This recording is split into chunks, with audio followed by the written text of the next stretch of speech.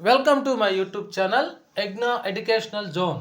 జనవరి నెల జీతాల బిల్లు చేసేటప్పుడు డీడీఓలకు ముఖ్య గమనిక. వీటిని అప్లోడ్ చేయాలి. ఇలా చేస్తేనే బిల్ సబ్మిట్ అవుతుంది. ఆ వివరాల గురించి మనం ఇప్పుడు తెలుసుకుందాం. ఇక వివరాల్లోకి వెళ్ళినట్లయితే ఏపీ ఉద్యోగుల జనవరి నెల జీతాల అప్డేట్. జనవరి నెల జీతాల బిల్లులు చేయాలంటే డీడీఓలు తప్పనిసరిగా ఆర్జిత సెలవులను ఎర్రల్ లీవ్స్ను ఎస్ఆర్లో నమోదు చేసి డీడీఓ పేరోల్ వెబ్సైట్ నందు వాటిని అప్లోడ్ చేయాలి. అప్పుడు మాత్రమే జనవరి నెల జీతాల బిల్లు ప్రాసెస్ చేయబడుతుంది.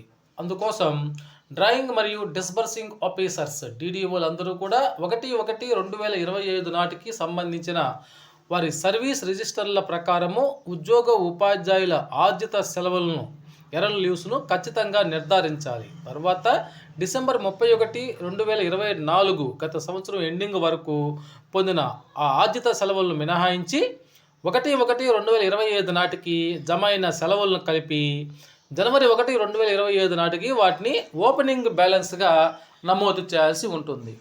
1/1/2025 తర్వాత పొందిన సెలవులను జీతాల బిల్లులను ప్రాసెస్ చేసే సమయంలో నమోదు చేసినటువంటి ఈ సెలవుల ఆధారంగా ఆటోమేటిక్గా అవి నవీకరించబడతాయి. శాలరీ బిల్ పెట్టే ముందు ప్రతి ఒక్కరి ఈ యొక్క ఎర్రల్ లీవ్స్ ఈఎల్స్ బ్యాలెన్స్ 1/1/2025 వరకు అప్డేట్ చేసినటువంటి ఈ కాపీ కూడా పేరోల్లో సబ్మిషన్ చేయాలి. అలా చేస్తేనే బిల్ అనేది సబ్మిషన్ అవుతుంది. జనవరి 2025 శాలరీ బిల్ ప్రిపేర్ చేయడానికి ముందుగా అందరూ డీడీఓలు శాలరీ బిల్ ప్రిపేర్ చేసే స్టాఫ్ పైన 3 ఆప్షన్స్ కనిపిస్తాయి. ఆ 3 ఆప్షన్స్ని పూర్తి చేయాలి. అదేవిధంగా ఇక్కడ మనం చూస్తున్నాం alert to the TDOs to prepare salary bills for the month of January. జనవరి నెల శాలరీ బిల్ ప్రిపేర్ చేయడానికి డీడీఓలకి కొన్ని అలర్ట్లు అయితే మనం ఇక్కడ చూస్తూ ఉన్నాం. అవేంటో మనం చూసినట్లయితే ముందుగా is family planning incentives applicable. Family planning ఇన్సెంటివ్స్కి అతను అప్లికబుల్ అయ్యాడా అనేటువంటి ఆప్షన్ ఉంటుంది.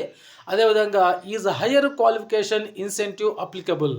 హయ్యర్ క్వాలిఫికేషన్కి సంబంధించిన ఇన్సెంటివ్స్ కూడా అతను అప్లికబుల్ అయ్యాడా. ఒకవేళ అయినట్లయితే ఆ యొక్క డేట్ను కూడా మనం ఇక్కడ ఎంటర్ చేయాల్సి ఉంటుంది. ఏ డేట్ నుంచి అప్లికబుల్ అయ్యాడు అనేది.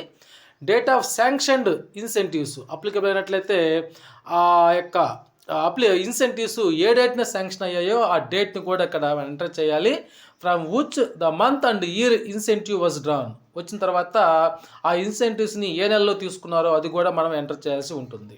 అదే ఇన్సెంటివ్స్ శాంక్షన్ అమౌంట్ ఒక నెలకి ఎంత ఇన్సెంటివ్స్ తీసుకున్నాడో కూడా అది కూడా మనం ఇక్కడ ఎంటర్ చేయాల్సి ఉంటుంది. ఆర్డర్ కాపీని ఎంటర్ చేయాలి. అదేవిధంగా ఈజ్ ఎక్స్ సర్వీస్ మెన్, అతను ఎక్స్ సర్వీస్ మెన్నా కాదా అనేటువంటి విషయాలను కూడా మనం ఎంటర్ చేసి ఈ విధంగా చేస్తేనే బిల్ అనేది ప్రాసెస్ అవుతుంది.